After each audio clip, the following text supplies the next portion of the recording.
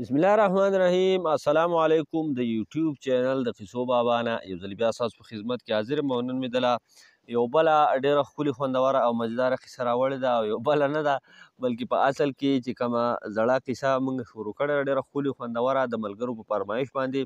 د عمر عیار او د دیوستان قصه هم د هغې د عمر عیار او د دیوستان د قصې دویم نمبر قسط دی.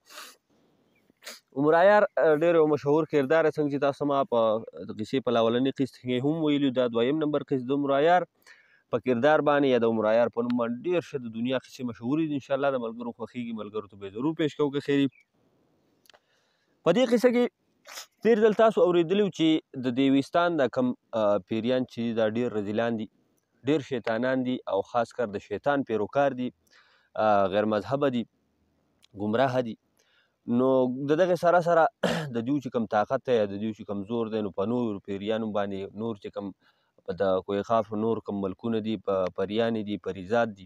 ښاپیري دي، په هغو باندې د دوی طاقت سیوا دی. نو د دغې دیوستان چې کوم سردار شوترنګ سردار، دغه شوترنګ سردار د پرستان د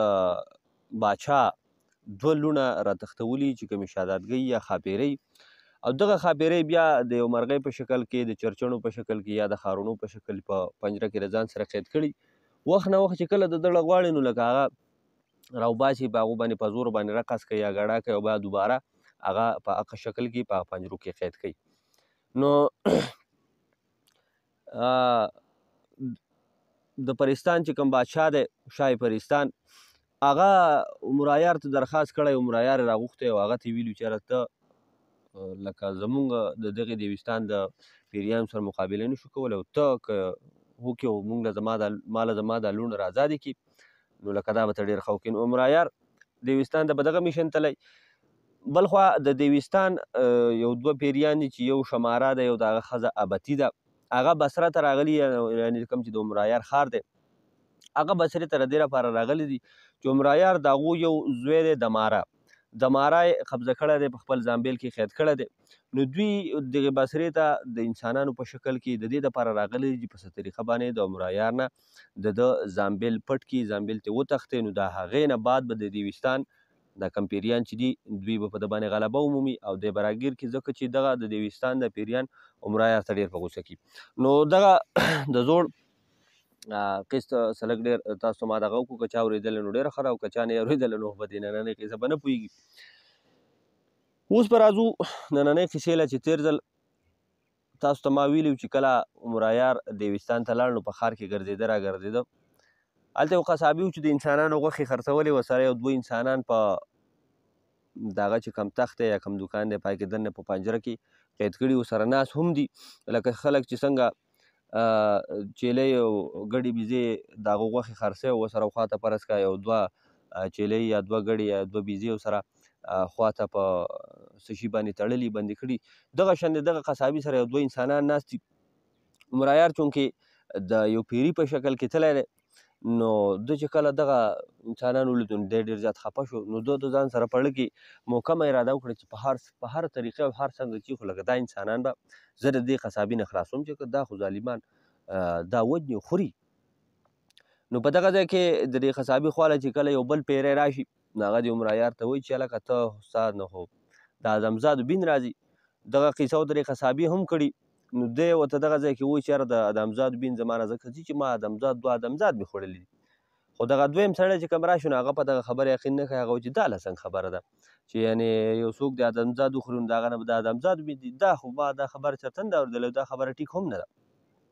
عمر عیار ته چې پته ولګېد عمر عیار په دغه ځای کې ډایرېک د شاه پرستان هغه ورکړې لال چې کوم دی یا کوم چې هغه غمی دی هغه زر راوباسي او ډایرېک یې په خوله کي، څنګه چې په خوله کي مخې سره هغه د هغه ځای نه غیب شي. چې غیب شي نو دغه قصابي او دغه بل پیری چې دی نو دغه دواړه سم ویرېږي، لکه وایي چې دا څه نمونه پیری او ده خو وایي چې زه د شمالي دیوستان نه راغلی. خو دغه بل پیری ده چې وایي چې یاره دا هېڅکله هم دغه پیری نشي کېدی، دا هر څه چې دی خو دی ماته ادمزاد ښکاري. او د دې نه مخکې چې لکه څه نقصان جوړ شي یا څه مسله جوړه شي نو شوترنګ سردار چې دی خو زموږ نه زور وباسي. نو ښه دا ده چې لکه زه لاړ شم او شوترنګ سردار ته الویم. عمر عیار خو ځان غیب کړی دی خو په دغه ځای کې دی او د دوی دا خبرې اوري. نو دغه سړی چې څنګه یا دغه پیری چې دی نو دغه څنګه د شوترنګ سردار طرف ته روان شو نو په ده پسې عمرایار هم پسې ولګېد. عمرایار وایي چې که د دې نه مخکې چې دی ماله څه لانجه څه مسله جوړوي راشه دی راګیر کا. چې ته لږ شړې ته دی لاړ نو دی د عمرایار ولګېد، خپل د زنبیل دا خوله یې کولاو کړه او ده ته اوس مخامخ ولاړ دی، خو هغه یې نه غیب دی او د خپل زنبیل ته یې غلي غوندې کیوي چې دغه پیری د په زنبیل کې قید کړی شي. نو دغه خو کمالي زنبیل او کمالي تیلی وه د سره. نو بس دغه دیو داسې په هوا کې شو، په هوا کې معلقه شو، په هوا کې یو 2 پیره داسې تاو شو، هغه ډېرې چغې ووهلې لتې شتې ووهلې، خو لاړ او د عمرایار د زنبیل ته ور وغورځېد او غیب شو. نو دی دغه ځای ته غیب شو. دی خو چې راغی نو دغه قصابي هم دغې خپل ملګري ته ویلي چې لکه ته خو هم لاړې، ته شوترنګ سردار ته ووایه او د دې نه مخکې زه دا خپله ځای هم بند و، د دې نه مخکې چې دغه اعظمزاد دی یا که پیری دی هر څوک چې دی که فرض که دی واپس راشي نو زه نه غواړم چې ماته هم څه مسله جوړه شي، ځکه چې زما سره دی دلته اوس لګیا و نو زه هم دکان خپل بندوم او خپې سپکوم د دې ځای نه. نو عمرایار چې کله واپس راشي نو څه ګوري چې د قصابي دکان بند وي. عمرایار څه خفه شي چې لکه سړی خو چېرته غیب شوی دی زما نه، سړی خو چېرته تللی دی، اوس به زه څه طریقه کوم، اوس به څه چل کوم، ځکه چې د ده سره خو هغه 2 انسانان قیدي وو او دا ظالم هر څه چې دی خو دی چې تلی نو ګوره چې دا انسانان یې پرېښي دلته، دا به یې بولي ځکه چې دی به شکي شوی، که په ما شکي شوی نو دا انسانان به د دې ځای نه بوتلي تښتولي بیا هغه ته پاتې چې یاره د دې دا رانه څوک وتښتوي. نو دی غمی د خولې نه لرې کړي، واپس په خپل شکل کې راشي، د پیري په شکل کې واپس ظاهر شي، راشي هغه چې کوم د قصاب هغه تاخي د هغې نه ګیر چاپېره کېږي چې دنګ چیت کېږي، په سورو مرو کښې کول کوي. خیال یې دا چې یاره زه ګورم چې دغه انسانان چېرته شته او که نشتي، که نه نو کور ته به پسې ځم خو د کور لارې ماته نه معلوم. نو الله تعالی هسې د انسان مخ روانۍ په دې کې چې بل پیری د ده شاته راشي او ده ته ویل که څه ګورې، څه دنګ چیت کېږي په دې تخت کې څه ګورې. جوتې د دې سر را راپورته کړي ده ته وایي چې یاره دا قصابي مې کته دلته او اوس لږ ساعت مخکې دلته رالم، ده ته مې وایي چې زه نورو سودا کومه او ته ماله څه لږه غوښه برابر کړه، ماله یې دلته کېږده او زه سودا کوم نو بیا راځم او دغه خپله سودا به یوسم. اوس قصابي نشتی او کور یې ماته معلوم نه دی او ګورم چې سړی څه شو او ګورم چې غوښه یې راله ایښې ده او که نه ده ایښې. نو هغه ورته وایي چې کنه دا قصابي خو نور کله په دې ټایم نه ځي خو نن په دې ټایم تللی دی. دا عمرایار ورته وایي چې یاره کور به یې درته نه معلوم، که کور یې درته معلوم ماته یې کور لره وښیه، زه خو نن خامخا لکه دا غوښه وړمه او که کور یې درته معلوم ماته یې کور وښیه نو چې زه پسې کور ته لاړ شم د هغه ځای نه به یې راولم، دا ځای به پرې کولاو کړم، ماله به دلته غوښه راکړي نو بیا دې ځي. بیا هغه ورته وخندل، ها تا ته دا قصابي ځای نه دی معلوم؟ دی وایي نه، د قصابي ځای خو وایي د دې ځای نه چې لاړ شو دغه څښا تالاب نه چې پورې وځي، دا څښا تالاب نه او د هغې نه پورې په هغه کلي کې د هغه کور دی. دی ورته وایي ښه. هغه ورته وایي چې دا خبره خو ټیک ده خو دا څنګه چل دی یاره ما ته ستا نه څه د ادمزادو بین راځي چې دا ولې. دی ورته وایي چې ما د مور زوی ما 2 ادمزاد خوړل دي نو ما نه به د ادمزادو بین نه راځي نو ستا بین به رانه راځي. او په دغه ځای کې ډایرکټ هغه غمی راولي په خوله کې، څنګه چې غمی والي په خوله کې بس بړق شو چې غیب شي. چې غیب شي دغه پیری اوس حق یې رانټګیر چاپېره ګوري، یو خوا ګوري بل خوا ګوري. په دې کې د ده ښځه پیری چې د ده سره د بازار ته راغلي څه سودا کړي چې کله سودا والي نو راشي ده ته وایي زه سړي زه چې ځو نو هغه وایي چې ځو خو ځو خو دلته یو داسې معامله وشوه. هغه ورته وایي څه معامله وشوه؟ دی ورته ټوله دغه شان قصه وکړي چې دغه شان یو شی وه، وایي چې لکه زه پیری یم او بیا ما ته د ادمزادو بین راته و ناګهانه شی غیب شو. ته ورګه زه هم غیبېږم او تماشې کوم چې زما په نظر راځي چېرته که نه. نو دی هم په خپل جادو په ذریعه د خپل دغه په ذریعه ځان غیب کړي د خپل طاقت په ذریعه، خو د دوی دا طاقت دومره نه وي چې د هغه غمي یا دغه لال طاقت ته ورسي او دی ځان غیب کړي او په غیبېدو په حالت کې بیا عمرایار ویني. نو دی ځان غیب کړي هم خو بیا هم عمرایار نشي لیدلی، یو خوا درک لګوي بل خوا درک لګوي بل خوا درک لګوي، هو هېڅ په نظر رانشي. واپس ځان را ظاهره کړي. ښځه ورته وایي څنګه چلو شو؟ دی ورته وایي چې شی خو نشته چېرته غیب شوی دی. ښځه ورته وایي چې سړیه د دې نه مخکې چې دلته بل څه قصه جوړه شي او زه چې ځو سودا موږ هسې هم کړله، زه چې ځو خپې سپکو ځان کور ته رسوم. خیر لنډه دا چې دوی روان شي کور ته. چې کور ته روان شي دا عمرایار پسې شاته شاته پسې ور روان دي، شاته شاته پسې ور روان دي چې کله څه ځای دوی روان دي خبرې اترې کوي چې په دې کې ناګهانه عمرایار پسې طریقه باندې ځان دې سړي ته ورنږدې کړي او ناګهانه په هغه په دې مټ باندې چک ولګوي. چې چک پرې ولګوي هغه چې د هغه له راتاو شو د خپلې ښځې ته ډېر په قهر ډېر په غوسه کې وګوري. ښځه یې ورسره په لار روانه یې خبرو کې مشغوله یې ده ته داسې بد بد ګوري چې ته لکه ولې دا ته ما ته داسې بد بد ګورې. دی ورته وایي چې بد بد به ته نه ګورم دا چک چې ته راباندې ولګوه. هغه وایي سړي وایي ستا دا دغه خبره ستا اعصاب خراب شوي دي زه به په تا ولې چک لګوم زما خو اړو تا ته خیال هم نشي دا خبره مې شروع کړې ده روان خیر چې دوی کله ګرم شي نو بیا ورته دا سړی وایي چې ښځې رښتیا ووایي چې تا په ما چک نه دی لګوي. هغه وایي چې د ابلیس قسم دی ځکه چې دغه خو بې لارې ګمراه پیریانې د ابلیس پیروکار یې دوی چې قسم خوري د ابلیس قسم خوري او چې د ابلیس قسم ما په تا چک نه دی لګولی چې دا چې هر څه چې دي که نه د خو دا حق ادمزاد کیدی شو ادمزاد دی که پیری ده که هر شی چې دی خو دا حقه کیدی شو ښځې هر څه چې خو خپې سپکوه چې څومره په تیزۍ سره تلی شو چې خپل کور ته منډې وهو بس دوی چې د دغه ځای نه منډې دا درزار جوړي دا غونډ غونډ شي نه ورخوشي دا لوی لوی بلاګانې دا منډې وهي او مرایار ورته د شان خاندانه تک شین پروت دی او سم خاندي. مرایار د طاقتور ذهین او هوښیار سره سره ډېر یو شاطر او یو ډېر رزیل انسان هم و ده به همیشه په خپلو مهمونو کې په خپل دغه کې چې ده ته به موقع میلاوېده نو شرارتونه به ده ډېر کول. دغه ځای نه دی روان شو دغه پیري چې ورته سنګلار برابر کړی و په هغه طرف روان چې ښه پوره سفر ده وکړو نو د ده مخې له یو تالاب راغی. تالاب نه دی دا تالاب سم سیند دی سم یو دریاب دی او د ده دا خیال چې وړوکی څه تالابګی او یو خوړ غوندې کې څه ځای به چېرته زه به پرې پورې وځم او ځم او دا لوی دریاب دی او دریاب دی او ګنده او څښا دریاب دی او ډېر ناکاره بین ترې راخیږي او په دې څښا دریاب کې دننه دا د مغرمچو ډک دی. مغرمچ په تاسو پیژنئ په هغه ځناورو کې دا دومره اوږده خوله چې غټ غټ غاښونه په اوبو کې اوسېږي نو د مغرمچو ډک دی مغرمچ پکې په دې اوبو کې ځي او راځي. مرایار چې دا ولیده نو مرایار حیران شو چې خدای پاکه دا خو تالاب چېرته دی څه ډڼ هم نه دی تالاب نه دا خو لوی دریاب دی په دې دریاب زه څنګه پورې وځم. دی دا سوچ کوي چې په دې کې څه ګوري چې په دې تالاب کې د پورې طرف نه یوه بیړۍ را روانه ده بیړۍ یعنې کشتۍ ده غټه داسې خیال وکړو نو په دې بیړۍ کې چلولو والا یا د بیړۍ ډریورۍ والا څوک نشته دی پوهه شو چې یاره دا بیړۍ یا دا کشتۍ چې ده نو دا د سحر یا د جادو په ذریعه باندې را روانه ده او کیدای شي چې دا بیړۍ دوی دلته مقرر کړي دا راپورې راځي د پورې کسان دلته راوړي بیا د دې ځای نه به کسان چوتې هلته به وړي. ده چې اندازه واخیسته نو په دې کشتۍ کې یا په دې بیړۍ کې پیریان ناست دي دغه بیړۍ راوړه راپورې راله دې غاړې ته ولګېده کله چې دې غاړې ته ولګېده نو دا پیریان ترې کوز شو دې غاړې ته نور پیریان ولاړو هغه ورته وخته بیړۍ بیا روانه شو پورې غاړې ته ولګېده پورې غاړه نه بیا نور پیریان بیا راخوجل بیا را روانه شو دا مرایار اوس په تماشه چل یې زده کوي چل یې زده کوي چې لکه دا څه معامله ده په خپله په غیبي حالت کې دی. نو چې کله واپسې را روان شو نو چې کله راورسېدو دا پیریان یې کوز کړه نو دی ورته په دغه ځای کې تیار ولاړ زر زر زر زر په پوړو یا په هر څه په ذریعه چې ونو دی زر زر دې بیړۍ ته بره وروختو او په دې بیړۍ کې کېناستو. د ده سره په دې بیړۍ کې نور پیریان هم دي چې څه ساعت وشو دا بیړۍ روانه شوه نو دا یو پیری دی بل ته وایي چې هلکه په ما نن د ادمزاد بیل لګي په دې کشتۍ هغه ورته وایي ستا مازغه خراب دي ادمزاد او په دې بیړۍ کې او دلته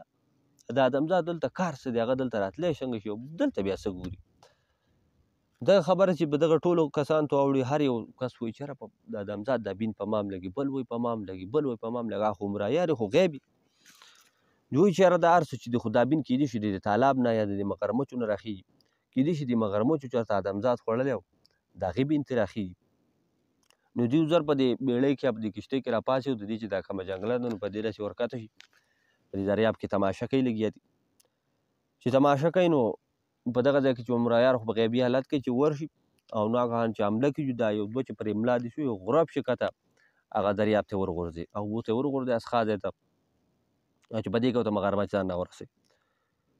دا چل چې وشو نو دا اوس هغه یو پیری یو ته وایي تا ماله دیکه راکړه بل ته وایي تا ماله دیکه راکړه بل ته وایي تا ماله دیکه راکړه چې په دې کې مرایار حمله کړي یو بل ته یې وغورځوي په کته. دا خبره چې هغه وورو نو هغه وایي چې هلکه هر څه چې دي خو ولاړ کسان چې دی نو هغه کښېنئ ځکه چې څه شی دی دلته خامخا څه نه څه مسله ده او 2-3 کسه زمونږ وغورځېدو چې په کېناستو کې زموږ خیر دی او که نه که موږ دغسې ولاړو نو موږ ټول غورځوي. دوی چې کله کېناسته نو په دې کې یو کس قصه شروع کړه چې بازار ته دغه شان یو پیری راغلی د شمالي دیوستان نه وایي چې راغلی هغه پیری ډېر رزیل دی او غیبېږي او ښکاري داسې چې دا زموږ د کښتۍ ته هماغه پیری راغلی دی او زه داسې کار کومه چې زه غیبېږم او زه دا پیری سې کومه که چېرته زما په نظر راشي. دی ځان غیب کړي او په غیبي حالت کې اوس لګیا دی یو خوا نظر تاووي بل خوا نظر تاووي خو مرایار خو یې په نظر نه راځي. مرایار و چې ورګه بچیه صاحب زه خوښ شم. مرایار چې نږدې ورشو په هغه باندې حمله وکړي او کوشش کوي چې کته یې وغورځوي خو هغه څه په چل ول څه په کوششونو ځان رامنې کړي او په ځای د دریاب ته غورځېدو په دې خپلو ملګرو له پاسه راوغورځېږي ظاهر شي او د خپلو ملګرو ته وایي چې هلکه هره بلا چې ده خو ما ونه لیده او په ما باندې هم کوشش وکړو زه یم کته غورځولمه خو لکه ما ځان رامنې کړه او اوس خو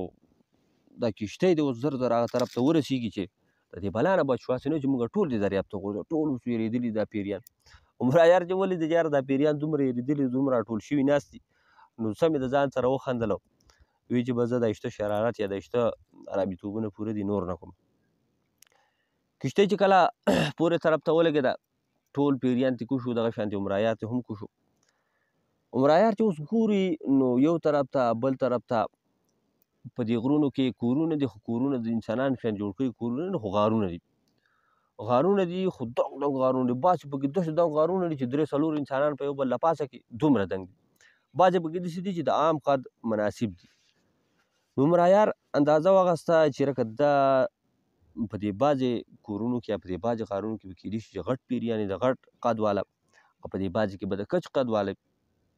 دغه اندازه صحیح وه. دی روان دی هغه سړي چې ورته څنګه نښه برابر کړې وه نو په هغه نښه په هغه طریقه باندې هغه د قصابي کور معلوم کو د قصابي دې کور ته ورننوت. د قصابي دې کور ته چې ورننوت نو څه ګوري چې دغه دواړه انسانان د هغه په کور کې دننه پراته دي کور دی یا غار دی یو طرف ته په پنجره کې پراته دي او قید دي او خصم یېرېدلي دي چې په دې کې دا قصابي راغی او دوی دې پنجرې ته ودرېد دوی ته وایي چې زما دښمنانو ستاسو به اوس پته ولګي اوس په پته ولګي لکه زه به تاسو حلالوم زه به تاسو قتلومه او ستاسو وینه به زه په شوترنګ دیو باندې څکمه ځکه چې د هغه سره زما ډېر ضروري کار دی ډېر ضروري معامله ده زما د هغه سره ډېر ضروري خبره پې کوم چې هغه پې کوم نو لکه زه به ستاسو وینې په هغه باندې خامخا څکم او ستاسو به زه خوښ شم. عمرایار په دغه ځای کې دوی ته په تماشه ولاړ چې په دې کې د شاتو طرف نه یو ډېر دروند او یو ډېر خطرناک یو ناکاره خوفناک اواز راوخېږي. عمرایار چې داسې ټوپ ووایي خو یې په غیبي حالت کې چې وګوري نو شاتو طرف نه یو پیری راننوځي د قصابي دې کور ته چې پیری خو سمه یو تنه یو کافره بلا یو رادنه نه شي بلکې د قصابي ته آواز وکړي ځکه چې د قصابي خو د عام قد والی چې دي او دغه بل پیری چې نو دغه غټي نو دا قصابي پسې بهر ته وځي دا پیری یو کافره بلا دی یو دنګ شی دی یو لوی شی دی ده ته چې آواز وکړي نو دا قصابي چې پسې کله بهر ته لاړ شي د دغه دنګ پیري یا د دغه غټ پیري نوم رمکوي. دغه رمکو د قصابي ته و چې هلکه قصابي څنګه چل دی انسانان خو دې نه دي ساتلي دی ورته و چې هغه رمکو صاحبه انسانان مې ولې نه دي ساتلي ډېر صحیح او ډېر لکه غوښن او ډېر طاقتور او ډېر پهلوان کسان د غوښو ډک او ډېره ښایسته او ډېره خوږه غوښه راپکې رمکو ته و چې هلکه بیا خو داسې کار وکړه چې ما له ترې یو انسان راکړه چې زه یې بوځم ځان له هینه به ترې شترنګ دی ولېږم او غوښه به ځان له په استعمال کې راولم. نو دا قصابي ورته و چې هلکه که زه تا له انسان درکړم نو ته به ما له په بدل کې څه راکړې. دغه رمکو ته و چې زه به تا له په بدل کې ګینډه درکړم. ګینډه به تاسو لیدلې هغه ځنګلي ځناور یو په خوله کې هغه ښکر غونده کې راوتی او ډېر عجیبه غونده کې شکل یې د هغه. نو دا قصابي ورته و چې نه ګینډه نه المه ګینډه ځکه نه المه چې ګینډه اوس په بازار کې پیریان داسې خاصې نه خوښوي د ګینډه غوښه داسې خاص نه خرڅېږي او نن سبا د اتیانو غوښه ډېره زیاته مشهوره شوې ده د اتیانو غوښه لکه ډېر په شوق باندې خرڅېږي او ته داسې کار وکړه چې ما له به اتي راکړې. دا رمکو ورته و چې هلکه دا ته څنګه خبره کوې اوس به زه په څه طریقه باندې تا له اتي را پیدا کړم د اتیانو د راوړو دپاره خو پکار دی چې موږ د انسانانو آبادۍ ته نږدې لاړ شو، په هغه ځای کې به راني وغواړي او د هغې نه خو بیا ښه دا ده چې چېرته انسان دله بیا راونیسم. نو دا قصابي ورته وویل چې داسې خو نور هم ښه ده. نو دا رامکو ته فریاد وکړو چې هلکه انسانان اوس چېرته رانیوئ، که انسانان اوس هوښیار شوي دي، هغو داسې ناشنا ناشنا کلامونه یې زده کړي دي، د هغو چې کوم خدای هغو خپل یادوي د هغه نومونه وایي، د هغه نوم الله دی او د هغې نه علاوه هم د هغه ډېر ښه نومونه دي ښکلي ښکلي، او دغه نومونه وایي او د هغو څه کلامونه هغه کلامونه وایي، هغه کلامونه چې وایي نو د خدای بنده د هغو رانیوه څه چې هغو ته ورنږدې کېدی نه شي بیا. دا قصابي ورته وویل چې دا خبرې دې ټیک ته داسې ما سره هم ډېرې پیرې شوي دي، خو دا خبره پکې هم ده چې دغه صحیح کلام یا دغه کمالي کلام چې دی نو دغه په دغه انسانانو کې لکه د چند یو څو کسانو ته لکه دغه کلام ورځي، هر چاله نه ورځي. خیر دوی په دغه ځای کې خبرې کوي نو دا قصابي ورته وویل چې خبره نه زه تا ته دغه دواړه انسانان ښیم، بیا دغه دواړه پنجرې را بهر کړي او دغه ورته ښایي چې په دې کې عمرایار دا سوچ وکړي، دی خو همدغې ته تیار وي چې کله دی د دې پنجرې نه دا انسانان راوباسي چې په دغه ځای کې زه ډایرکټ د انسانان قبضه کړم، د خپل زنبیل ته یې ور واچوم. عمرایار دوی ته مخالف په دغه ځای کې ولاړي، خپل د زنبیل د تیلې خوله یې کولاو کړی مکمل ریډیو ته ولاړي. څنګه چې دا قصابي د دې پنجرو دروازې کولاو کړي، د انسانان ترې را بهر کړي، د رمکو پیري ته یې ښایي چې په دغه ځای کې عمرایار غلی ونږدې خپل زنبیل ته وایي چې زنبیله دغه دوه انسانان ته په خپله قبضه کې والو، په خپل زنبیل ته یې راوغورځوه چې په دې کې ناګهانه دغه سړي چې داسې په هوا شي د په هوا نه چې راشي چې په ځمکه باندې ډایرکټ ورک شي. ورک شي چې خو د عمرایار زنبیل ته وغورځېږي او زنبیل هم په غیبي حالت کې، ځکه چې عمرایار په غیبي حالت کې دا خبره چې دا قصابي وینو نو په قصابي باندې یې راشي زما قیدیان چېرته لاړل، زما کسان چېرته لاړل، زه به دا اوس څه کړم. رمکو پیری هم ویرېږي. نو دا قصابي دې رمکو ته هم قصه وکړي چې دغه شانې دا هر څه چې دی خو دا ارامېتوب دغه شان یو پیری راغلی د دې ویستان نه، او ما ته خو بل یو پیری هغه وویل چې نه دا پیری نه ده، دا انسان دی، ادمزاد دی، خو اوس پته نه لګي چې ادمزاد دی او که پیری دی چې څه بلا ده، او ډېر رذیل شعر او دا خو اوس ته ګوره زما انسانان هم زما نه پټ کړل، لکه دې ته خو ما لکه ډېرې ډېرې تمې کړوي او دا ډېر په مشکله ما اخیستي او دې ته خو زما ډېرې تمې وي چې لکه دا به زه خرڅ کړم او دا کارونه به وکړم دا به وکړم، لکه دا خو زما نه لاړه غیب شو. په دې کې دا رامکو پیری وایي چې لکه ورږه زه غیبېږم زه تماشه کوم، کیدای شي زما طاقت ما ته دغه څیز په نظر راولي. نو دا رامکو پیری غیب شي ګیر چاپېره نظر تاو راتاو کړي دغه وګوري، خو د هغه هم دومره طاقت نه چې د هغې لال د هغې غمي طاقت ته ورسي عمرایار په نظر راشي. نو دا رامکو پیری دی قصابي ته وایي چې لکه قصابي زه درنه لاړم ځکه چې تا اوس پته نه لګي چې ته دغه قیدیان انسانان یې درنه غیب کړل، نو کیدای شي چې موږ ته هم څه نقصان نه ورسوي. او دا قصابي ورته وایي چې هلکه دغه دې ټیک ده، خو زه داسې کار کوم چې زه سیده شترنګ سردار له ځان رسومه، هغه ته خپل فریاد ږدم، هغه ته خپله خبره کوم چې هغه موږ له دې باره کې څه حل راوباسي. دغه رامکو پیری ته لاړ شي او دا قصابي لا څه سوچ کوي چې عمرایار سوچ کوي چې لکه دا قصابي که شترنګ پیري لاړ زما نه مخکې شو نو لکه دی زما په میشن کې یا زما په کار کې په کوشش کې ماته د وخت نه مخکې لانجه جوړوي او ښه به دا چې لکه زه دی هم فلحال په قید کې واچوم قید یې کړم وروسته به ورسره بیا ګورم. نو عمرایار د خپل زامبل په ذریعه دغه قصابي پیری چې دی نو دغه هم په زامبیل کې قید کړي. دا زامبیل یو ځل زه تاسو ته بیا ووایم چې دا زامبیل د عمرایار سره داسې یو کمالي او یو عجیبه څیز چې تاسو ته ما ووایي چې دا یو داسې کمالي او جادوي څیز چې په دې کې انسانان څه چې په دې کې غرونه هم راځي، سیندونه پکې پراته وي، غرونه پکې پراته وي، خو چې څه د دنیا څه څیز هغه په دې زامبیل کې پروت دی. د عمرایار چې ړو غواړي بس لاس دننه کې هغه ته راوباسي. نو په دې کې عمرایار انسانان او ځناور او هر نمونه شی پکې قید کولی شي. د ده د ضرورت سامان په دغه یو کچه ونه کې تیلې کې پروت دی. دې نه علاوه عمرایار نور غوټې موټې نه ګرځېدونه. نو عمرایار چې دغه کارنامه سرانجام کې دی واپس دغه له راشي تالاب غاړې له راشي. دغه بیړۍ چې کله راشي غاړې ته ولګي نو دی هم وروخیږي، داسې نور پیریان هم وروخیږي. څنګه چې دوی وروخیږي دا ټول په خپلو خپلو ځایونو کښېني چې د عمرایار ولګي چې داسې دوه پیریان خوا په خوا ناست خو په منځ کې یې لږ ځای دوی غلی شانتې لاړ شي په دې منځ کې ورته ودرېږي. چې په دې منځ کې ورته ودرېږي یا کښېني نو په دې یو پیري باندې خو د انسان بین ولګي. نو دی دې بل ته وایي چې هلکه ځکه چې په منځ کې خو څه ښکاري نه هلته خوا بل پیری ورته ښکاري. هغه ته وایي چې هلکه ستا نه خو د ادمزادو بین راځي. چې هغه ورته بد بد وګوره، هغه وایي هلکه ته څه بوس باده دا د ادمزاد بین خو ستا نه راځي. په دغه کې دوی شور جوړ کړي، جګړه جوړه کړي، نو هغه نور خلاص کړي، بچ بچاو وکړي، ګواښ وکړي، عمرایار ولګي، دغه ځای نه پاسې لاړ شي، دوه نور پیریان چې داسې په اندازه کېناستي، د هغو په منځ کې ودرېږي. د هغو په منځ کې ودرېږي نو هغو په یو بل باندې یو ته وایي هلکه وایي تا د ادمزاد بین راځي، بل ته وایي تا نه د ادمزاد بین راځي. بیا جو جګړه شروع کړي، نو بیا یې دغه نور کسان خلاص کړي. دغه شرارتونه د عمرایار کوي چې په دې کې د عمرایار راشي، د بیړۍ په دې غاړه باندې یو دوه کسان ولاړې دي او جنګلې ته ولاړ دي، کته تالاب تماشې کوي چې عمرایار ولګي او په دې کې ناګهانه د یو د دې سټ نه یا د دې سر نه یو ناکاره پړق ترې پاڅوي، چې پړق ترې پاڅوي او دغه دې پیری چې راوګرځي دا خوا ته چې کوم ولاړ دي که نه، ده ته په قهر وګوري، بیا په ده راکېږي. چې په ده راکېږي نو هغه بل پیری خو هم د سره نه خبر چې په هغه باندې راکېږي، نو هغه په ده باندې راکېږي. په دې کې اوس د دې دواړو پیریانو چې کوم کسان یې لکه د دوی چې کوم په ډله یې څه د یو په ډله یې څه د بل په ډله هغه پکې منځ ته راغورځېږي، هغه پکې منځ ته راغورځېږي، هغه هم جګړه شو. دا درز غوبل جوړ یو په یو راخي، بل په بل راخي، په یو باندې خپل د جادو مناسب هغه طاقتونه په خپل یو بل باندې ازمي، دا غوایي مو جوړوي. څه کسان پکې داسي چې هغه نه د یو په ډله او نه د بل په ډله، هغوی د ګواښ کوشش کوي خو څه خوند نه کوي. چې په دې کې یو پیری وایي چې هلکه دا جګړه اوس داسې سر ته نه رسي او په څه طریقه باندې لکه شترنګ سردار راغواړو چې شترنګ سردار راشي، نو لکه هغه دا کسان خلاصولی شو، هسې دا کسان نه خلاصېږي، ځکه چې دا جګړه ډېره خونخواره شوه، ډېره خطرناکه شوه او د دې نه به بل څه جوړ شي، خو به دا چې لکه شترنګ سردار راغواړو. دوی په دغه ځای کې یا د منتر په ذریعه یا به پسې پیری غیبېږي، لیږي به پسې د هغې په ذریعه شترنګ سردار راغواړي چې عمرایار ته پته ولګي چې دا خبره واوري. نو عمرایار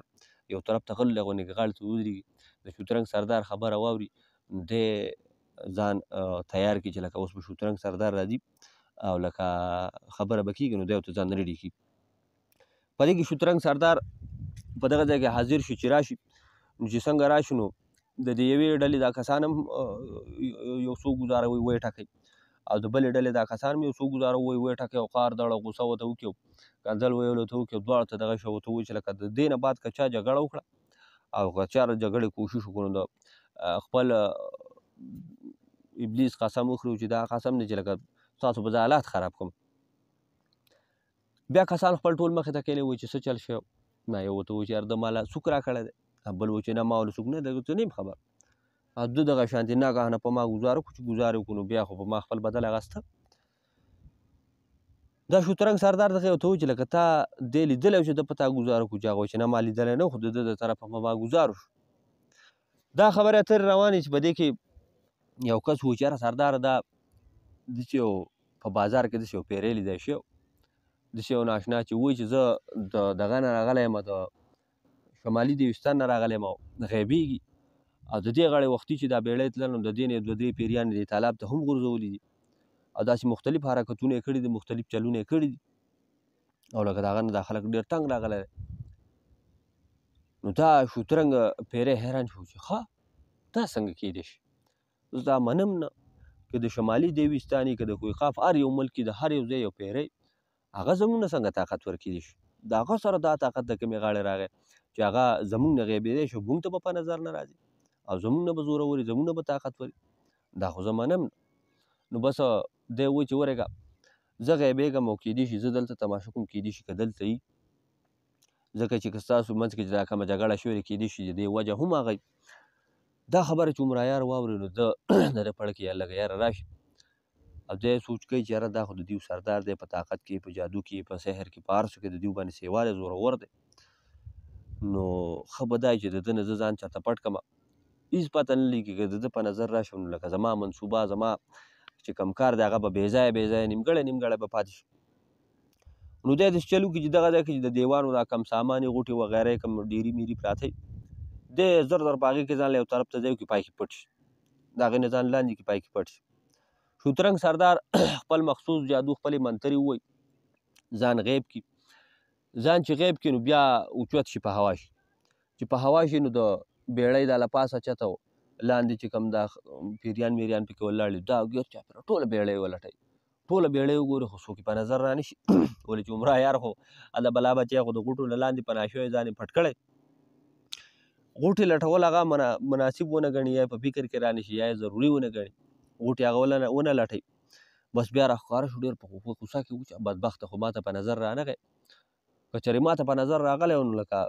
لاس او خپې مې وله یو کول او مات ګوډ کوه مې خو زما په نظر رانغی خو خیر دی به زما په لاس راشي زما نه نشي خلاصېدی خو تاسو ګورئ که د دې نه بعد جګړه وکړه او که تاسو د دې نه بعد نور نقصان جوړ کړو لکه تاسو له بښنه په دې کې بیړۍ بل طرف ته ولګي بل طرف ته چې ولګي نو دغه شوترنګ سردار وګوري دغه کومو کسانو کوم پیریانو چې په یو بل په وهلو ځان زخمي کړی په دې باندې لاس راکږي چې کله لاس راکږي دغه زخمونه د هغو ټیک شي دغه ټول دغه ځای نه کوشي او لاړ شي شوترنګ سردار څه لږ ساعت له ولاړي په هغه ځای کې او بیا هغه هم دغه ځای نه غیب شي دغه ځای نه لاړ شي کله چې دغه هم د هغه ځای نه غیب شي او لاړ شي نو په دغه ځای کې عمرایار د دغې بیړۍ نه بیا راکوشي او روان شي دی اوس روان شي خو دی په دغه ځای کې سوچ کوي چې زه خو به نور کارونه کومه ګورم به ورسره خو د ټولو نه مخکې زه چېرته انساني آبادۍ ته ځمه یا انساني آبادۍ ته نږدې داسې ځای ته ځمه چې لکه د هغې نه اخوا بیا انساني آبادي او دا زما سره چې کوم د انسانان اداره د زنبیل او باسم زما په څه پته لګي تر څو پورې زه دلته ګرځم تر څو پورې به زه ګیر یم تر څو پورې به دا زما سره په زنبیل کې پراته وي پرېږدم یا جزان دي چېرته ځي ځان له په خپل څه کار روزګار کوي دی چې دغه سوچ وکړي نو د دغه ځای نه راوچت شي روان روان روان روان دی رفتار کوي چې آخر دی د انساني آبادۍ ته انساني دنیا ته راواوړي یو شاړ ځای خوشی ځای او داسې نری شانته لار پکې تلي دغه نری شانته لار چې د عمرایار وینو دی وپېژني چې لکه دا نری لار چې ده نو دا د انسانانو آبادۍ ته تلې ده دی په دغه ځای کې راظاهر شي او خپل د انساني شکل کې راظاهر شي بیا د خپل زنبیل د خوله کولاو کې د زنبیل ته حکم وکړي چې دغه دواړه انسانان راوباسه زنبیل دغه دواړه انسانان راوباسي او دغه هلته راظاهر شي چې کله راظاهر شي دغه کسان چې کله داسې سترګې وغړه ګیر چاپېره سي نو دوی حق حیران شي چې لکه تا خو موږ د انسانانو دنیا ته رالو دلته موږ ته انسان ولاړ او بس را منډې کوي او دته په خپو پرېوځي او دته په خپو پرېوځي دته و چې حضور و مهاراج و لکه تا خو تا په موږ غټ احسان وکړو او تا خو د ډېر غټ کار وکړو موږ دې بچ کړو دغه ظالم او دغه قاتل خو به موږ خوړلي وو او پته نه لګي چې په څه طریقه چې تا موږ را بچ کړي راوړو او دغه دا سردار چې کوم دی کوم شوترنګ دا خو ډېر ظالم دی د انسانانو وینې څکي او تا ښه ده چې موږ دې ترې آزاد کړو عمرایار ته وایي چې زه هېڅ خبره نه ده ما چې تاسو را آزاد کړی زما هلته خپل څه کار وتلی خو تاسو مې ولیدئ او ما وایي چې دا انسانان دي او عاجزان دي مظلومان دي نو چې دوی ته خلاص کړمه دوی ته بچ کړمه نورې قیسې میسې به بیا کوم زه به خپل کار بیا سرته رسوم نو دوی ورته وایي چې حضور ته هلته څه کول دی ورته وایي چې ما خو داسې کار کوو چې د شایپرستان 2 لونه یا 2 ښاپېرې دغه ظالم پیري تختولي دي ځان سره قیدي کړي دي زه د دغه دپاره تلم چې د شوترنګ پیري نه دغه 2 ښاپېرې را ازادې کړم او دغه ترې واپس راولم دغه دواړه کسان یو بل ته وګوري عمرایار بیا دوی نه تپوس وکړي چې آیا تاسو یی د کوم ځای و څه بلا یې کوم قوم یې نو دوی ورته وایي چې یاره موږ خو د هندوستان یو یا د هند یو او مونږ په هندو نسل باندې هندو مذهب باندې عمرایار ځان سره پړه کوي چې خدای بیړه غار کږه ما خو چې چېرته مسلمانان دي او عاجزان دي ما را آزاد کړه دا خو تاسو هم بې لارې خلک یې خو بیا یې سوچ وکړو چې ځه هر څه چې دي انسانان خو دي په سخته کې یو دغې پیریانو خواړه ما را آزاد بیا ورته دغه کسانو کې یو کس بیا چې مسکه شروع کړي او چمچا ورته شروع کړي چې لکه حضور یا مهاراج دغه هندوان داسې خبرې کوي چې لکه تا سره څه طاقت و چې ته د دغه پیریانو د مخې ته غیب یې او موږ دې دغه ځای نه راوستو نو عمرایار په دغه ځای کې په ځان پوه نه شو خپل راز یې ورته ښکاره کړه تاریخ ورته خبر را پرېښود چې دا خو مړه دا بالا شای پرستان یو توپه راکړله یو لال یا یو غمی راله راکړه دا غمی چې زه په خوله کې کېدم دا لال چې زه په خوله کې کېدم نو دا پیریان میریان دا بیا ما نشي لیدلی د دیوستان ده دغه کسان داسې یو بل ته وګوري بیا ته چمچه شروع کړي چې لکه مونږ خو زو روانېږو خو که ته مونږ ته دا غمی ته مونږ ته یو نظر وښیې دا لال ته مونږ ته یو نظر وښیې ځکه داسې یو ناشنا یو عجیبه څیز دی تا سره چې دا مونږ وینو که سبا فرض که چا سره مونږ میلاویږو چاته قصه کوو نو ورته به وایو چې لکه داسې مونږ په ژوند کې داسې یو ناشنا څیز هم مونږ په ژوند کې لیدلی دی عمرایار چې سوچ وکړي عمرایار وایي چېرې دیو ته خو که دا لال دا غمی خیمه خو دا هندو قوم چې دی دا هندوان خلک چې دا ډېر مکاره ډېر چالباز او ډېر خودغرضه خلک وي هسې نه دیو چل ول راسره وکړي او دا غمی رانه وانخلي دا لال رانه وانخلي بیا سوچ وکړي چې دا مړه ما سره خو زامبیل شته دیو به زما نه چېرته وتښتي دیو خو د ایله زما نه ساخوا دیو خو کې ډایرکټ به په دې زامبیل کې بیا بند کړی او داسې سزا به ورله ورکړمه چې یاد به یې ساتي نو عمرایار چې دا سوچ وکړي نو دغه غمی د خپل جیب نه راوباسي غمی دی یا لال دی دغه د خپل جیب نه راوباسي او داسې په تلي کې به دې لاس کې کښېږدي دیو ته داسې مخامخ دوی داسې حیران او داسې عجیبه عجیبه دې لال ته ګوري او داسې په لالچ ورته ګوري په دې کې دا یو هندو ولي داسې دا لاس پسې راوړي دې ته رانږدې کوي نو د عمرایار یې پې غږ وکړي او ټک وله ورکړي ده ته وایي چې خبردار ګوره دې له لاسه رانه وړي که واپس په دې هغه پیري له هغه قصابي له ورسوم چې خپل عمل در سره وکړي هغه ورته بیا دا لاس جوړه کړي او بیا ورته په مینه چې نه مهاراجا او نه سرکار ما خو هسې کته زموږ څه کار دی چې دې له ګوتې ور وړو زموږ دومره جرأت دی چې دې له ګوتې ور وړو او دا سوال منت او دا مسکۍ شروع بس عمرایار ته په غوسه کې وایي چې ځئ دغه لار سیده ونیسئ او دا د انسانانو آبادۍ ته تللې ده او بیا خپل جوړ کوو چې خپل ملک ته په څه طریقه ځئ او څنګه ځئ هغه ستاسو خپل جوړ دی زما چې څه په وس کې وه هغه مې درسره وکړه دغه دوه هندوان یا دغه دوه کسان چې دي دوی خو د ده د نظر نه پناه شي دي سیده لاړ شي چې لږ څه ځای لاړ شي نو د دوی په زړه کې اراده بلی عمرایار کله دوی ویني چې دوی خو پوره لاړه نو ده د دغه ځای نه مخالف طرف ته روان شي دغه یو شاړه دشت دی ګیر چاپېره ترې ځنګل هم وي او ونې بوټي ځای په ځای هم وي نو دی ډېر زیات ستړی شوی د ډېر سفر کړی ځکه چې تلی او د قصابي او د بازار هغه معاملې او بیا په بیړۍ واړو بیا دغه انسانان را آزاد کړي نو خو پوره کاروایي ده کړې دی ډېر ستړی شوی دی وایي چې لکه زه بیا دیوستان ته ځم نو راشه د هغې نه مخکې چېرته یو طرف ته ډډه ولګم مړه لږ ارام وکړم نو بیا به ځمه ځکه چې ماته ډېرې لانجې او ډېرې مسلې راته پرتې دي دی چې څه ځای مخکې لاړ شي څه سفر وکړي نو یو ښکلې ښایسته مزېداره ونې د هغې لاندې ښکلی یخ سوری ګیا کبل وغیره د هغې نه لاندې راټوکېدلي دی ښکلی مزېدار د هغې ونې لاندې ښه مزېدار سملي ښکلی په ګیا باندې او ډېر ستړی نو په لږ ساعت کې د خرلارې خېجو بېغمه وده پر وځي ته به وایې چې دا د ده د پلار نیکه کور دی دی چې څنګه وده شو نو دغه مکار او دغه چالباز دغه دوه هندوان چې دغه احسان فراموشه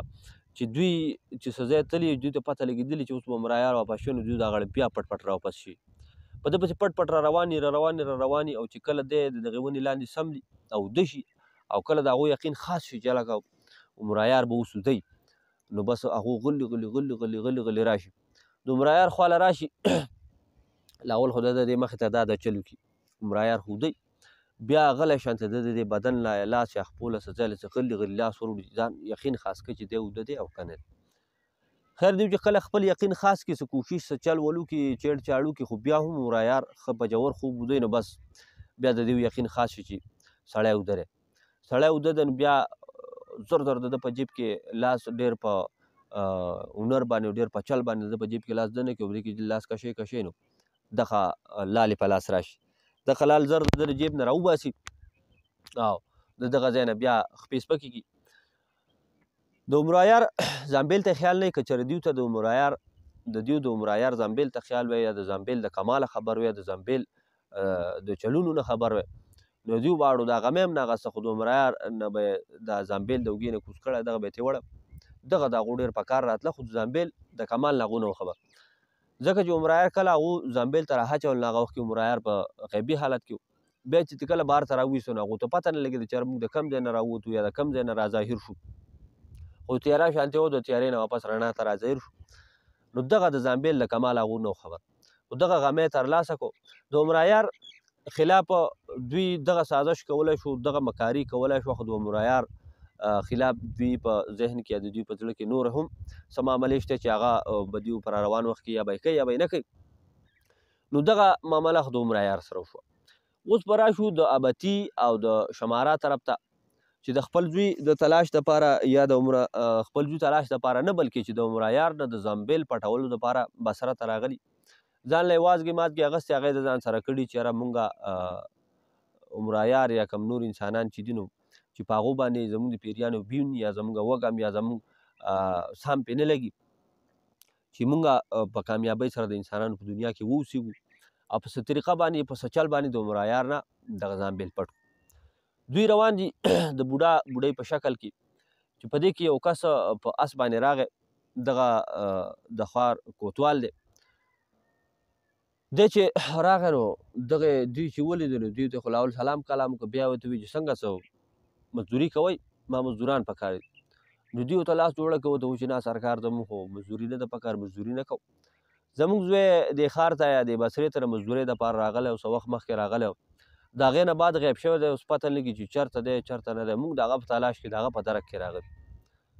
دغه کس ورته د خندا نه شین شو وخندېد ورته وویل چې ښه ستاسو زوی دلته غیب شوی دی او ستاسو زوی چې غیب شوی دی نو یقینا د یهودیانو په لاس به ورغلی یهودیان دې ښار ته چې کوم ناشنا خلک راشي یا د بل ځای نه راشي نو دغسې ناشنا خلکو پسې هغوی ګرځي غلي غلي او هغه تښتئ هغه چې وتښتئ نو بیا د انسانانو په منډۍ کې یا د غلامانو په منډۍ کې خرڅوي نو کیدای شي چې د هغو په لاس ورغلی خو زه خیر تاسو پسې تلاش څه درک ولګوئ که چېرې تاسو ځای معلوم کو چې چا تښتولی یا ستاسو زوی چا سره دی نو بیا به ما ته ووایي زه به ستاسو زوی که هغه هر څومره زورور سړی د هغه نه به زه ستاسو زوی را آزاد کړم نو دوی ورته ووایي چې سرکار ته څوک یې نو دی ورته ووایي چې زه د دې ښار کوتوال یم او د دې ښار چې کومه غټه بندیخانه ده یا چې کوم غټ جیل دی زه په هغې زیاتره زه هلته یم هلته یا ډیپټي کوم یا هلته زما ډیپټي او بس که بیا څه ضرورت شو نو لکه تاسو هلته ماله راشئ او زه ښه ده که مزدوري نه کوئ نو زه په خپله مخه زما څه مزدوران پکار دي هغه مزدوران ګوروه نو دغه کوتوال د دغه ځای نه لاړ شي چې په دې کې دغه کسان د دغه ځای نه روان شي را روان د عمر عیار کور خو دې شمارا ته معلوم را روان چې کله د عمر عیار کور ته رسېدل لرې نه رانږدې شي دوی په یو ځای کې د ونې لاندې ودرېږي نو دا عمر عیار دا دغه چې دی دا شماره دا د خپلې ښځې ته و چې شماره داسې کار به کوو چې ته به د عمر عیار د کور ته په حیثیت یا په شکل د ملازم داخله شي ملازم داخله شي او ته به دغلته نو ته به څه طریقه باندې په څه چل باندې په څه کوشش باندې بلکې په هر څه طریقه چې خو ته به د عمر عیار نه ځانبیل پتې پټې او چې کله دې ځانبیل پټ کړو نو لکه ماله به بیا ځان را رسې دا به تې وچوي نه هغه خو ټیک ده دا خبره دې ټیک ده نور هر څه په ما پرېږده خو چې زه به تا سره ملاقات له څنګه راځم اذان کېږي له وقفه کوو نو دا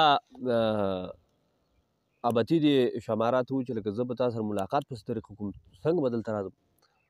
نو دا شماره ورته ووایي چې زه سوچ مې کړی دی زه داسې کار کوم چې زه هغې کوتوال له ځم هغه ځای ته ځم او د هغه سره به مزدوري شروع کړم او بس چې ته سوال جواب کوې څه خبره اتره کوې نو لکه ته به په ما پسې هلته راځې هلته به په ما پسې راځې او که فرض که چېرې ځانبیل دې په لاس راغی نو لکه یو سیکنډ یو لحظه به نه ضایع کوې او لکه په یو شړخ سره به ته غیبېږې او ځکه ما ته به ځان را رسوي چې بیا دې ځای نه ځو خو ته اوس څه طریقه وکړه څه کوشش وکړه څه چل وکړو په هر څه طریقه په هر اداکاري چې کې هر قسمه ډرامه چې کې هر قسمه ځان مظلوم کا خو لکه ته د عمر عیار کور ته ځان داخل دا به تې ورته وایي چې بېغمه شه سړیه داسې اداکاري به وکړم او داسې پاټ به وکړم چې انسانان به هم داسې اداکاري نشي کولی ځان به داسې عجز کړم داسې به ځان غریب کړم داسې یې کوه چې زه د دې کور ته داخلېږم که نه او زه بس ته بېغمه شه د ځان خیال ساته او کوتوال سره خو مزدوري شروع کړه خو ګورې خبردار شو چې هلته ځان ساته او چېرې هم داسې حرکت یا داسې طریقه یا داسې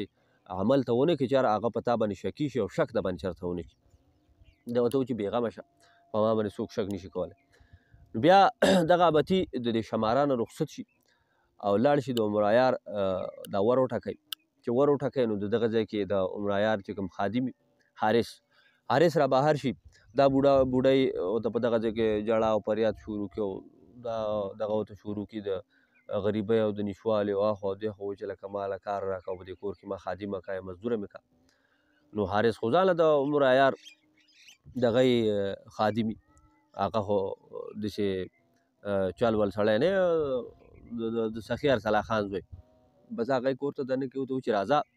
تر څو پورې چې زموږ مالک نه راغلی اوس به هغه پورې به زموږ سره یو چې کله بیا هغه راغی نو که هغه ځان سره په کار باندې ساتلی نو هم ټیک ده او که نه ساتلی نو هم ټیک ده. او کور ته یې به دې دننه کړه چې دې ښځې ورته ووایي چې لکه زما دلته کور یا څوک مې شتی نه څه درد درک مې نشتی نو هر څه د ځان سره کور ته دننه شماره چې دا ویني چې یاره بتي خو زه ښه په کامیابۍ سره کور ته دننه شوه نو دی د دغه ځای نه خپې راسپکېږي او روان شي د ښار چې کومه غټه بندیخانه یا قیدخانه یا جیل زنداني هغې ته ځان راورسوي. هغې ته چې ځان راورسوي بار په ګیټ باندې چې کوم سنتري ولاړ وي کوم سپی ولاړ وي نو هغه نه تپوس وکړي هغه ته ووایي چې یاره کوتوال صاحب څه شو نو هغه ورته ووایي چې خو نشتی بهر وتی دی او لا نه دی راغلی ورته وایي چې ته ورته څه وایې نو دی ورته وایي چې یاره دغه شان مزدورۍ له راغلی یم زما چې د هغه سره مزدوري وکړمه نو دی ورته وایي چې هغه خو اوس نشتی نو دغه سنتري چې دی ورته وایي چې داسې کار وکړه چې هغه لا نشتی ته لږ انتظار وکړو چې هغه راشي نو بیا به ته دننه لاړ شي د هغه سره به خپله خبره وکړي. دی به دغه ځای کې ولاړ له انتظار کوي چې په دې کې یو بوډا راشي یو بوډا سړی راشي اوږده اوږده تکه سپینه ږیره ده او ډېر عجیبه سترګې دي او ښکلی ښایسته لباس یې اچولی دی. دغه سړی چې څنګه راشي نو د ده چې په دې شماره باندې نظر پرېوځي چې کوم په انساني شکل کې یا په پوخ عمر یا د بوډا په شکل کې او عجز او غریب د ځان نه جوړ کړی نو داسې جوورې سترګې پې خښې کړي او داسې په عجیبه انداز ورته وګوري بیا ترې تپوس وکړي چې ته څوک یې نو دی ورته وایي چې زه خو د افریقې یو ملک ورته یاد کړي چې زه خو د هغې نه راغلی یم او دلته د مزدورۍ دپاره راغلی او د کوتوال سرکار یا کوتوال صاحب سره اوس راغلی یم خبره ورسره کوم اګر دلته ورسره مزدوري ما اوس په لارې کې لیدلی نو وایي چې لکه زما سره کار دی مزدوري ده نو که د ده سره مزدوري چې د ده سره مزدوري وکړمه نو دا بوډا ورته بیا کته پورته وګوري بیا درته وایي چې ښه داسې کار وکړه زه ته کوتوال سره خو میلاو شه خو که کوتوال سره میلاو شو هغه دله مزدوري در نه کړه او هغه دلته ځای نه کړی نو بیا به داسې کار وکړي چې د دې نه چې لږ اخوا لاړ شي دغه چې کومې کوڅې ښکاري په دې کې دا 3 نمبر کوڅه چې ده په دې کې زما کور دی او زما ابن جواد نوم دی او د هر چا نه چې دې تپوس وکړو د ابن جواد دې تپوس وکړو نو خلک به دې لاس نیولی زما کور دپاره کور ته به دې زما راولي هر سړی ما پېژني او بس زما ځای ته به راشي او زه به دله مزدوري درکړم زه به دله کار درکړم. دی ورته وایي چې دا شماره ورته وایي چې ټیک ده صاحبه ټیک ده ډېره مهرباني دغه بوډا چې دغه ځای نه لاړ شي نو دا بوډا دا شماره ته پته ولګي چې لکه دا خو چې دی نو عامل و چېرته د پیریانو عامل و او لکه دا د کمال سړی او د کمال حالینو خو دی اوس په دغه ځای کې خوشحاله دا شماره چې زه ښه ده چې په ما نه دی پوه شوی نو بل طرف ته څنګه چل دی چې دغه بوډا چې کم دی دا ابن جواد نو دی په دې شماره باندې پوه شوی دا شماره یې پېژندلی چې دا پیری دی او دغه شان د ځان سره یې وازګه یعنې د ځان سره ملګري کړي چې لکه چاته پته ونه لګي خدای رسي د ټوغ عامل خو نه نو ده ته هم پته لګېدلي او د دواړو دا خیال دی د دې یو دا خیال دی چې زه یې نه یم پېژندلی د دې بل دا خیال دی چې زه یې نه یم پېژندلی خو دواړه په یو بل پوه شوي دي خو دوی ته دا پته نه شي چې موږ دواړه په یو بل پوه یو. کله چې دا بوډا لاړ شي څه لږ ساعت وشي چې په دې کې کوتوال راشي چې راشي نو هغه ده ته وایي چې ها ته پلانکې ته خو دلته را رسېدلی بابا یا مشره دی ورته وایي چې یاره سرکار زه راغلی یم مزدورۍ لکه ما په مزدورۍ کې والی یا ورته د خندا نه شین شي وایي چې کا مزدوران خو ما د ځان سره هغه دې راوسته ګورئ کارګرانو سره مزدوران ګوره هغه د شاته سره روان دي دا شماره چې څي کړي 15 شپږ کسه لس کسه سره روان دي نو دی ورته زر خوله ورانه کړي او لاس ورته جوړ کړي چې یاره صاحبه که دغه لساته کسان دغه روان دي نو که یو پکې زه غریب شم نو زما خو په دې کسانو کې پته هم نه لګي ما پکې هم شامل کړه. نو دا کوتوال لږ ساعت ته سوچ وکړو بیا و چې زه ټیک ده هېڅ خبره نه تا به م په کار کولم زه چې ځو دننه ته به دلته مزدوري کوې دلته به پاتې کېږي هم زموږ سره خو بیا وایي چې ښه لږ صبر وکړه بوډۍ دې څه کړه ښځه دې خپله څه کړه نو دی ورته وایي چې صاحب هغه خو داسې په یو کور کې مې دغه کړې ده نوکره کړې ده هلته به مزدوري کوي نوکري به کوي په کور کې لګېدله نو دا کوتوال لسې حیران شي بیا وایي په کوم کور کې د چا کره دې نوکره کړه نو دا شماره ورته وایي چې صاحب ما له خو نوم نه راځي د خلک نه پېژنم خو څه شیخ ورته خلکو وي نو دا کوتوال له خندا نه شین شو او خاندې ته وایي چې ښه ښځه ټیک ده نو دا شماره د دغې کوتوال سره نوکر شي. نو دا و زموږ د عمر عیار او د دیوستان د قصې یو بل او ښایسته او خوندور قسم امید دی چې انشاءالله ستاسو به خوښ شوی را روان قسط کې به ډېر خوندور چلونه کېږي. تاسو پته لګي چې یاره شوترنګ دیو د عمر عیار د معلومولو دپاره یا د هغه د راپیدا کولو لپاره هغه څه کارونه کوي، څه چل کوي. عمر عیار د هغه دوو هندوانو ته لال غمی چې دی نه خو یې پټ کړه، خو د ده خلاف د نور هم د څه کولو سوچ د هغو په ذهن کې شته نو چې د هغو د عمر عیار سره نور څه کوي که نه کوي، که نه عمر عیار ته د خپل لال یا غمی ته واپس په طریقه اخیستی شي. دې خوا ابتي او شماره هم د انسانانو دنیا ته راغلي. ما تاسو ته چې ابتي د عمر عیار په کور کې خادمه شوه، نوکره شوه. شماره د کوتوال سره نوکر شو، په کوتوال سره نوکر شو، په شماره باندې ابن جواد پې هم پوه شوی دی چې دی پیری دی، نو هغه ورته هم دعوت ورکړی چې ته زما خواله راشه. نو ګورو به چې به را روان قسط کیسه کېږي انشاءالله. تاسو ته به هم پته ولګي، ما ته هم پته ولګي. امید دی انشاءالله چې قیصه به ستاسو خوښه شوې. داسې نورې ښکلې خوندورې او مزیدار قیصې هم را روانې دي انشاءالله. نو هېڅ چېرې مه ځئ، زموږ سره اوسېږئ. د قیصې په باره کې خپل رایه، خپل دغه موږ ته ضرور وکړئ. په کمنټ کې موږ ته ووایئ چې قیصه ستاسو خوښه ده نه ده خوښه. داسې قیصې د عمر عیار نورې راوړو او که رانه وړو نو انشاءالله زه ستاسو د رایې په تمه یم، ستاسو د کمنټ په تمه یم. تر بل ویډیو پورې، تر د بل قصه پورې هېڅ چېرې مه ځئ، د ما سره اوسېږئ. یو جهان مننه. ښه ده او بس د الله په امان.